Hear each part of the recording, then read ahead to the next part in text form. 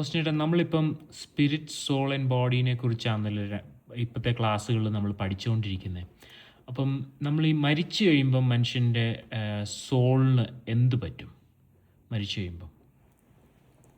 നല്ലൊരു ചോദ്യമാണ്. സഭാപ്രസംഗിലൊരു വാക്യമുണ്ട്, പൊടി പണ്ടായിരുന്നത് പോലെ ഭൂമിയിലേക്ക് തിരികെ ചേരും, ആത്മാവ് അതിന് നൽകിയ ദൈവത്വങ്ങളിലേക്ക് മടങ്ങിപ്പോകും. പക്ഷെ ചോദിച്ചത് സോളിഷ്ഠലമാണ്.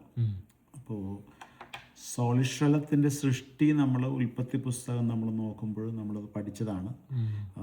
ഉൽപ്പത്തി പുസ്തകം 2-ാം അധ്യായത്തിൻ്റെ 7-ാം വാക്യത്തിലാണ് ആ വാക്യമുള്ളത്. Genesis chapter 2 verse 7. And the Lord God formed man of the dust of the ground and breathed into his nostrils the breath of life, and man became a living being. And man became a living being. യഹോവയ ദൈവം നിലത്തെ പൊടി കൊണ്ട് മനുഷ്യൻ നിർമ്മിച്ചിട്ട് മനുഷ്യൻ്റെ മൂക്കിൽ ജീവശ്വാസം ഊതി മനുഷ്യൻ ജീവനുള്ള ദേഹി ആയിത്തീർന്നു എന്നാണ് മലയാളത്തിൽ എഴുതിയിരിക്കുന്നത്. Man become a living soul, living being, living soul. അപ്പോൾ ദൈവത്തിൻ്റെ ശ്വാസമാണ് പ്രാണൻ എന്ന് പറയുന്ന സോളിഷ്ഠലം. സ്പിരിറ്റ് നമ്മൾ നേരത്തെ പഠിച്ചു, ദൈവത്തിൻ്റെ സ്വരൂപവും സാദൃശ്യവും. ക്വസ്റ്റ്യൻ സോളിഷ്ഠലമാണല്ലോ. അപ്പോൾ സോളിഷ്ഠലത്തിലാണ് ദൈവത്തിൻ്റെ ശ്വാസത്താലാണ് അത് ഉണ്ടായേക്കുന്നത്. അപ്പോൾ ദൈവത്തിൻ്റെ ശ്വാസം കൊണ്ട് ഉണ്ടായേക്കുന്നുണ്ട്, അതിന് മരണമില്ല. ഓക്കെ, ആ സോളിഷ്ഠലമാണ് ഞാൻ പറഞ്ഞു, നമ്മളൊരു വീണ്ടും ജനിച്ചതിന് ശേഷം സോളിഷ്ഠലം റിന്യൂ ചെയ്യുന്നതാണ് ഒരു ക്രിസ്ത്യാനിയുടെ ലൈഫ് ലോങ് പ്രോസസ്സ്. അപ്പോൾ തിരുവചനം കൊണ്ടാണത് റിന്യൂ ചെയ്യേണ്ടത്. ദൈവത്തിൻ്റെ വചനത്താൽ മനസ്സ് പുതുക്കിയുള്ള രൂപാന്തരം സംഭവിക്കുക. മനസ്സാന്തരം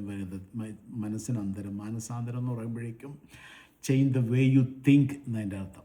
അതൊരു രക്ഷിക്കപ്പെടാനോ അല്ലെങ്കിൽ സ്ഥാനത്തിന് മുമ്പ് നടക്കുന്നൊരു പ്രക്രിയയല്ല, നമ്മുടെ അന്ത്യം വരെ ഉള്ളൊരു പ്രോസസ്സാണ് change the way you think എന്ന് മനസ്സിലാക്കണം. കാരണം 2 തിമോത്തി 3:16 ഒരു വേഴ്സുണ്ട്, 2 തിമോത്തിയോസ് 3:16 ഒരു വാക്യമുണ്ട്, എല്ലാ തിരുവെഴുത്തും ദൈവശ്വാസീയമാണ് എന്ന് പറഞ്ഞിരിക്കുന്ന വാക്യം. You can read that. All scripture is given by inspiration of God and is profitable for doctrine, for reproof, for correction, for instruction in righteousness, that the man of God may be complete, thoroughly equipped for every good work.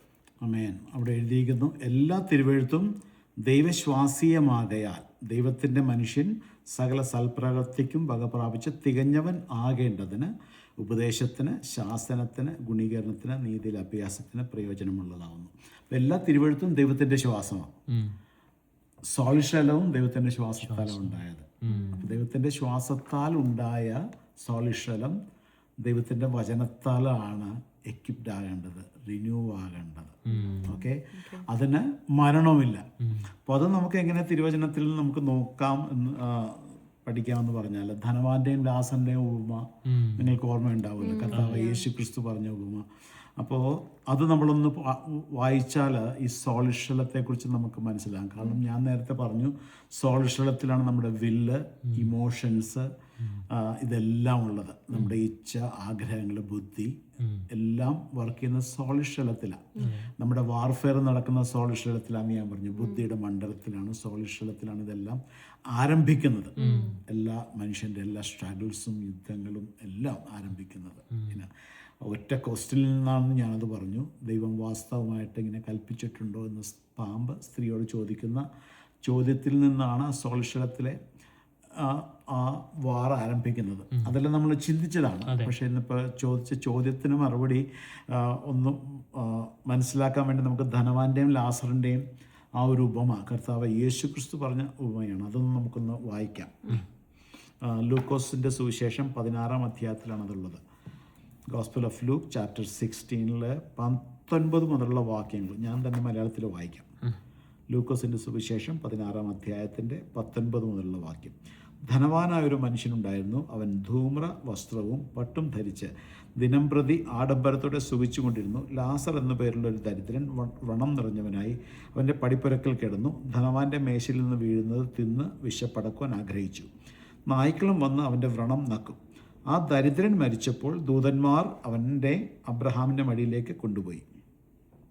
ധനവാനും മരിച്ച് അടക്കപ്പെട്ട് പാതാളത്തിൽ യാതന അനുഭവിക്കുമ്പോൾ മേലോട്ട് നോക്കി ദൂരത്ത് നിന്ന് അബ്രഹാമിനെയും അവൻ്റെ മടിയിൽ ലാസറിനെയും കണ്ടു. അബ്രഹാം പിതാവേ, എന്നോട് കനിവുണ്ടാകണമേ, ലാസർ വിരലിൻ്റെ അറ്റം വെള്ളത്തിൽ മുക്കി എൻ്റെ നാവിനെ തണുപ്പിക്കേണ്ടതിന് അവനെ അയക്കണമേ, ഞാൻ ഈ ജ്വാലയിൽ കിടന്ന വേദന അനുഭവിക്കുന്നു എന്ന് വിളിച്ചു പറഞ്ഞു. അപ്പം നമ്മൾ നിർത്തി ഒന്ന് ചിന്തിച്ചാൽ, ഒരു ധനവാൻ, ഒരു ലാസർ, രണ്ടുപേരും മരിച്ചു.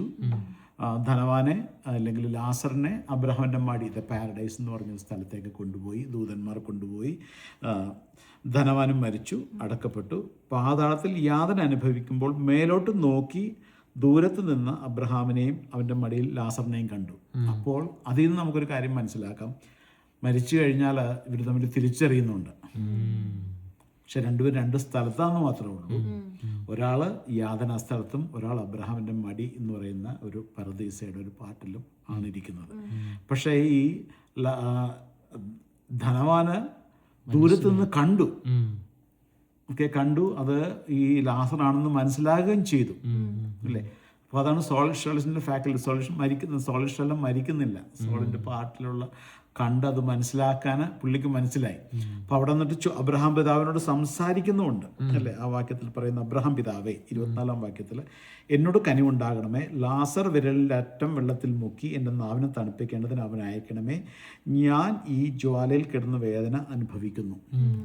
അപ്പോൾ കർത്താവായ യേശുവിനെ കർത്താവിൻ്റെ രക്ഷിതാവായിട്ട് സ്വീകരിച്ച് രക്ഷിക്കപ്പെടുന്ന ഒരു ദൈവത്തിൻ്റെ പൈതൽ അബ്രഹാമിൻ്റെ മടിയിലേക്കും ഇല്ലെങ്കിൽ പാരഡൈസിലേക്കും, അതാണ് റെസ്റ്റ് ഇൻ പീസ് എന്ന് പറയുന്നത്. അപ്പോൾ അവർക്ക് ബോഡിയില്ല, അവർക്ക് സോളിഷലവും ഉണ്ട്, ആത്മാവും ഉണ്ട്. ബോഡിന് കർത്താവിൻ്റെ വരവെങ്കിലും അവർക്ക് ലഭിക്കുന്നത്. പക്ഷേ റെസ്റ്റ് ഇൻ പീസ് എന്ന് പറയുമ്പോഴേക്കും അവർക്കറിയാം ഇനി നിത്യതയിൽ കർത്താവ് വരുമ്പോഴേക്കും അവരുടെ ജഡ്ജ്മെൻറ്റിനെല്ലാം ശേഷം അവർക്കൊരു നിത്യമായിരിക്കുന്നൊരു ജീവിതമുണ്ട്. നിത്യമായിരിക്കുന്ന സന്തോഷത്തിലേക്കൊരു പ്രവേശിക്കും. അതേസമയം ഓപ്പോസിറ്റ് സൈഡിൽ യാതനാ സ്ഥലത്ത് കിടക്കുക അവർ, ദ പ്ലേസ് ഓഫ് ടോർമെൻറ്റ്. അവിടെ ഉള്ളപ്പോഴും ശരീരമില്ലെന്നേ ഉള്ളൂ, പക്ഷേ ഓർമ്മയുണ്ട്, അവർക്കിത് കാണാം. അബ്രഹാം പിതാവിനോട് സംസാരിക്കുന്നുണ്ട്. കാരണം തീയിൽ കിടന്ന് യാതന അനുഭവിക്കുക. പറയുന്ന ലാസറിനെ അയച്ചിട്ട് ഒരു തുള്ളി വെള്ളം നാവിൻ്റെ വിരലിൽ കൊടുത്ത് എൻ്റെ നാവിനെ തണുപ്പിക്കാൻ, ഇല്ല ഞാൻ ഈ തീ കിടന്ന് യാതന അനുഭവിക്കുക. അപ്പോൾ അതാണ് ധനവാൻ്റെ റിക്വസ്റ്റ്, അല്ല, ഞാൻ ഈ ജ്വാലയിൽ കിടന്ന് വേദന അനുഭവിക്കുന്നു വിളിച്ചു പറഞ്ഞു. അപ്പോൾ 25-ാം വാക്യത്തിൽ അബ്രഹാം, മകനെ, നിൻ്റെ ആയുസ്സിൽ നീ നന്മയും ലാസർ അവണ്ണവും തിന്മയും പ്രാപിച്ചെന്ന് ഓർക്കുക. അവനിപ്പോൾ ഇവിടെ ആശ്വസിക്കുന്നു, നീയോ വേദന അനുഭവിക്കുന്നു. അത്രയുമല്ല, ഞങ്ങൾക്കും നിങ്ങൾക്കും നടുവേ വലിയൊരു പിളർപ്പുണ്ടാക്കിയിരിക്കുന്നു. ഇവിടെ നിന്ന് നിങ്ങളുടെ അടുക്കൽ കടന്നു വരാൻ ഇച്ഛിക്കുന്നവർക്ക് കഴിയുകയില്ല. അവിടെ നിന്ന് നിങ്ങളുടെ അടുക്കൽ കടന്നു വരുവാനും പാടില്ല എന്ന് പറഞ്ഞു. അപ്പോൾ 25-ാം വാക്യം നമ്മൾ ചിന്തിക്കുമ്പോൾ പെട്ടെന്നൊരു കൺഫ്യൂഷൻ ഉണ്ടാകും. അപ്പോൾ ധനമുള്ളവർക്ക് അവിടെ പോകാൻ പറ്റത്തില്ലേ? നോ, അങ്ങനെയല്ല. രക്ഷ വരുന്നത് കർത്താവ് യേശുക്രിസ്തുവിൽ വിശ്വസിക്കുന്നത് മാത്രമാണ്. എന്നാൽ വൺസ് നമ്മൾ അവിടെ ചെന്ന് കഴിഞ്ഞാൽ you cannot go back to either way, അല്ല, ഇവിടെ നിന്ന് ഒരാൾക്ക് അങ്ങോട്ടും, അല്ലേ? 26-ാം വാക്യം അതല്ല പറയുന്നത്, ഞങ്ങൾക്ക് നിങ്ങൾക്ക് മധ്യേ ഒരു നടുവേ വലിയൊരു പിളർപ്പുണ്ടാക്കിയിരിക്കുന്നു. ഇവിടെ നിന്ന് നിങ്ങളുടെ അടുക്കിലേക്ക് കടന്നു വരുവാൻ ഇച്ഛിക്കുന്നവർക്ക് കഴിയില്ല. അതായത് ലാസറിനെ അയച്ചാൽ പോലും ലാസറിന് അവിടെ ചെന്ന് ഒരു തുള്ളി വെള്ളം കൊടുക്കാൻ പറ്റത്തില്ല. അതുതന്നെയല്ല, അവിടെ നിന്ന് ഞങ്ങളുടെ അടുക്കിലേക്ക് കടന്നു വരുവാനും പാടില്ല എന്ന് പറഞ്ഞു. So after death it is done. U cannot go either way. പാതാളത്തിൽ നിന്ന് സ്വർഗത്തിലേക്കോ അല്ലെങ്കിൽ സ്വർഗത്തിൽ നിന്ന് പാതാളത്തിലേക്കോ പോകാൻ പറ്റത്തില്ല. അതിന് അവൻ അപ്പോൾ ആ കാര്യത്തിനൊരു തീരുമാനമായി. അപ്പോൾ ധനവാൻ അടുത്ത റിക്വസ്റ്റ് വെക്കുക, എന്നാൽ പിതാവേ, അവനെ ഇല്ലെങ്കിൽ ലാസറിനെ എൻ്റെ അപ്പൻ്റെ വീട്ടിൽ അയക്കണമേ എന്ന് ഞാൻ അപേക്ഷിക്കുന്നു. എനിക്ക് 5 സഹോദരന്മാരുണ്ട്, അവരും ഈ യാതനാ സ്ഥലത്ത് വരാതിരിക്കുവാൻ അവൻ അവരോട് സാക്ഷ്യം പറയട്ടെ എന്ന് പറഞ്ഞു. അപ്പം അതും ഒരു സോൾയൂഷൻ്റെ ഫാക്കൽറ്റിയാണ്. പുള്ളിക്ക് ഭൂമിയിലുള്ള സഹോദരങ്ങളെക്കുറിച്ച് ഓർമ്മയുണ്ട്, അല്ലേ? അപ്പോൾ അബ്രഹാം പിതാവ് ഇങ്ങനൊരു കാര്യം തീർത്തു പറഞ്ഞു, ഇവിടെ നിന്ന് അങ്ങോട്ടും അവിടെ നിന്ന് ഇങ്ങോട്ടും കടന്നു വരാൻ ആർക്കും പറ്റത്തില്ല. അപ്പോൾ പുള്ളിക്ക് മനസ്സിലായി, ഞാനാ ഈ നരകയാതന അനുഭവിക്കുന്നു, എൻ്റെ ഭൂമിയിൽ 5 സഹോദരന്മാരുണ്ട്. അപ്പോൾ ഈ ലാസറിനെ അങ്ങോട്ടൊന്നും അയക്കാൻ പറ്റുമോ? അവരോട് പറയണം, ഇങ്ങനെ ജീവിച്ചാൽ പോരാ, ഈ നരകയാതനയിൽ അവർ വന്ന് വരാതിരിക്കാൻ വേണ്ടി ലാസറിനെ അയക്കാൻ പറയുന്നുണ്ട്. ആ റിക്വസ്റ്റിന് അബ്രഹാം പിതാവ് എന്താണ് മറുപടി പറഞ്ഞത്? നമുക്ക് അടുത്ത വാക്യം നോക്കാം. 29 വാക്യം. അബ്രഹാം അവനോട്, അവർക്ക് മോശയും പ്രവാചകന്മാരും ഉണ്ടല്ലോ, അവരുടെ വാക്ക് കേൾക്കട്ടെ എന്ന് പറഞ്ഞു.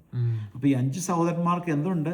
മോശയും പ്രവാചകന്മാരും എന്ന് പറഞ്ഞാൽ പ്രോഫറ്റ്സും മോസസ് ആദ്യത്തെ 5 പുസ്തകങ്ങൾ എഴുതിക്കുന്നത്, ന്യായപ്രമാണവും പ്രവചന പുസ്തകങ്ങളും. കർത്താവ് ശുശ്രൂഷിക്കുമ്പോൾ ഇത് പഴയ നിയമകാലത്താണ് ശുശ്രൂഷിക്കുന്നത്. അപ്പോൾ പഴയ നിയമകാലത്ത് അവർക്കുള്ള പുസ്തകങ്ങൾ മോശയുണ്ട്, ന്യായപ്രമാണ പുസ്തകങ്ങളെല്ലാം ഉണ്ട്. അപ്പോൾ ഈ പുസ്തകം വായിച്ച, അല്ലെങ്കിൽ ദൈവത്തിൻ്റെ വചനം വായിച്ച് അവർക്ക് മനസ്സിലായില്ലെങ്കിൽ മരിച്ചിട്ട് ഒരാൾ ചെന്നാൽ പോലും വിശ്വസിക്കത്തില്ല. അത് തന്നെ അടുത്ത വാക്യത്തിൽ അബ്രഹാം പിതാവ് പറയുന്നത്. അതിനവൻ അല്ലല്ല അബ്രഹാം പിതാവെ, മരിച്ചവരിൽ നിന്ന് ഒരുത്തൻ എഴുന്നേറ്റ് അവരുടെ അടുക്കൽ ചെന്ന് എങ്കിൽ അവർ മാനസാന്തരപ്പെടുമെന്ന് പറഞ്ഞു. അവനോട്, അവർ മോശയുടെയും പ്രവാചകന്മാരുടെയും വാക്ക് കേൾക്കാഞ്ഞാൽ മരിച്ചവരിൽ നിന്ന് ഒരുത്തൻ എഴുന്നേറ്റ് ചെന്നാലും വിശ്വസിക്കുകയില്ല. അപ്പോൾ ചോദിച്ച ചോദ്യം സോളിഷല്ലത്തിന് എന്ത് സംഭവിക്കും എന്നുള്ളതാണ്. അപ്പോൾ ഇതാണ് സോളിഷല്ലത്തിന് സംഭവിക്കുന്നത്. സോളിഷല്ലം മരിക്കുന്നില്ല, ആ ഓർമ്മയുണ്ട്. പക്ഷേ കർത്താവിനെ അറിയുന്നവർ പോകുന്നൊരു സ്ഥലവും കർത്താവിനെ അറിയാത്തവർ പോകുന്ന 2 സ്ഥലങ്ങളെക്കുറിച്ച് ആ ഒരു ഉപമയിലൂടെ കർത്താവ് പറയുക. അവിടുന്ന് ഒരാൾക്ക് ഇങ്ങോട്ടും ഇവിടുന്ന് ഒരാൾക്ക് അങ്ങോട്ടും പോകാൻ പറ്റത്തില്ല. What ever you do after you dye. അപ്പം അതുകൊണ്ട് മരിച്ചു കഴിഞ്ഞിട്ട് നമ്മൾ അവർക്ക് വേണ്ടി പ്രാർത്ഥിച്ചിട്ടോ എന്ത് ചെയ്തിട്ട് നമുക്കൊരു കാര്യമില്ല. ഈ കനാട്ട് നമ്മൾ ജീവിച്ചിരിക്കുമ്പോഴാണ് ആ തീരുമാനങ്ങൾ നമ്മൾ എടുക്കേണ്ടത്. കാരണം ദൈവത്തിൻ്റെ ശ്വാസത്താലാണ് നമ്മളുടെ പ്രാണൻ വന്നിരിക്കുന്നത്. ദൈവത്തിൻ്റെ സ്വരൂപത്തിനും സാദൃശ്യത്തിലുമാണ് നമ്മുടെ ആത്മമനുഷ്യനുമുള്ളത്. നമ്മുടെ ദേഹമാണ് മരിക്കുന്നത്. പക്ഷേ ഈ ദേഹം പോലും, ബോഡി പോലും കർത്താവിൻ്റെ വരവെങ്കിൽ നമുക്ക് നമ്മുടെ പ്രാണനോടും ആത്മാവോടും ചേരും. നമുക്ക് തേജസ്സുള്ളൊരു ശരീരം ലഭിക്കും. എന്നിട്ട് നേരത്തെ പറഞ്ഞതുപോലെ ഈ ധനവാൻ്റെ കാര്യം നമ്മൾ പറയുകയാണെങ്കിൽ, ധനവാന് ബോഡി തിരിച്ചു കിട്ടിക്കഴിയുമ്പോഴേക്കും eternally he going be in torment place, യാതന സ്ഥലത്ത്, അല്ലെങ്കിൽ അവിടെ നിന്ന് നിത്യത്തെ തീപ്പൊയ്കയിലേക്ക് തള്ളിയിടുന്നൊരു ദിവസമുണ്ട്. മറ്റവർ നിത്യതയിലേക്ക് പ്രവേശിക്കുന്നൊരു ദിവസമുണ്ട്. ഓക്കെ, അത് റഫായിട്ട് നമ്മൾ ചിന്തിക്കുകയാണെങ്കിൽ സോളിഷലം. ഇപ്പോൾ സോളിഷലവും ഇല്ലെങ്കിൽ സോളും സ്പിരിറ്റും ഒരിക്കലും മരിക്കുന്നില്ല. പ്രാണനും ആത്മാവും ഒരിക്കലും അതിന് മരണമില്ല. ഓക്കെ, ക്ലിയർ ആയോ? ഇതിനെക്കുറിച്ച് ഒത്തിരി കാര്യങ്ങൾ നമുക്ക് സംസാരിക്കാനുണ്ട്. എന്നാൽ this is the just basic thing. അതിൽ നമുക്ക് മനസ്സിലാക്കാനുള്ളത്. എന്നാൽ തിരുവചനത്തിൽ നമുക്ക് അനേക കാര്യങ്ങൾ ഇനിയും പഠിക്കുമ്പോൾ അതിനെക്കുറിച്ച് നല്ലൊരു ക്ലാരിറ്റി കിട്ടും. Okay, thank you. ദൈവം സഹായിക്കട്ടെ.